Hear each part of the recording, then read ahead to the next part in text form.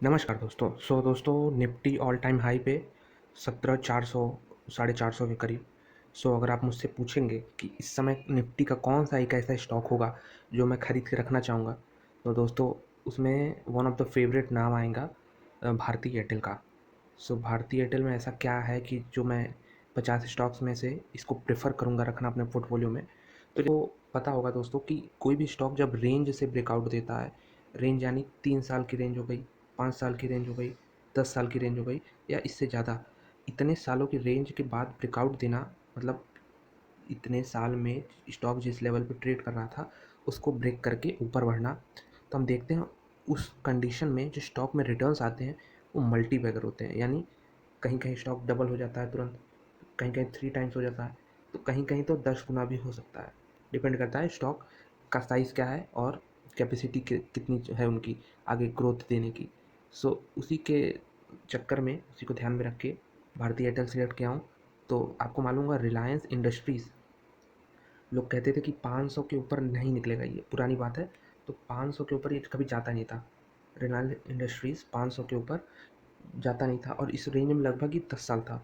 उसके बाद 500 को जब इसने ब्रेक किया, अब देख सकते होंगे अभी 2400 पे है। कितने टाइम्स हो गए, ऑलमोस्ट 5 टाइम्स रिटर्न्स दे दिया है इसने 10 साल के रेंज को ब्रेक करके। तो वही सेम कंडीशन भारतीय एयरटेल में बन रही है। देखते हैं इसको, अगर हम जूम आउट करें तो देखिए आप क्या रेंज में फंसा हुआ है ये स्टॉक।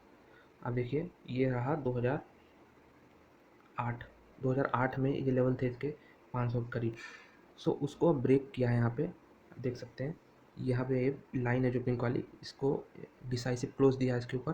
अब ये फ़िलहाल 670 पे है, लेकिन मेरा मानना है कि अगर आप इसको पोर्टफोलियो में रखेंगे तो आपको सबसे पहले तो 1000, फिर 1500 या 2000 के लेवल्स भी देखने को मिल सकते हैं। क्या ये मैं कुछ ज़्यादा बता रहा हूँ टारगेट? आपको लग रहा होगा, लेकिन दोस्तों ये कंडीशन ही ऐसी होती है कि जब रेंज में स्टॉक रहता है इतने सालों तक और जब उसमें ब्रेकआउट मिलता है, आप ये रेंज देखिए ना, ये रेंज रहा स्टॉक का पिछले 13-14 सालों में। इसके ब्रेकआउट के बाद यहाँ से 4-5 गुना होना कोई बड़ी बात नहीं होगी स्टॉक के लिए। बिल्कुल आप इसको अपने पोर्टफोलियो में रखें। अगर आपको निफ्टी से कोई स्टॉक उठाना है, भारतीय एयरटेल ही वो स्टॉक होना चाहिए अगर आप एक स्टॉक उठा रहे हैं निफ्टी से तो। बिल्कुल रेंज का ब्रेकआउट हमने बहुत सारे एग्जांपल देखे हैं।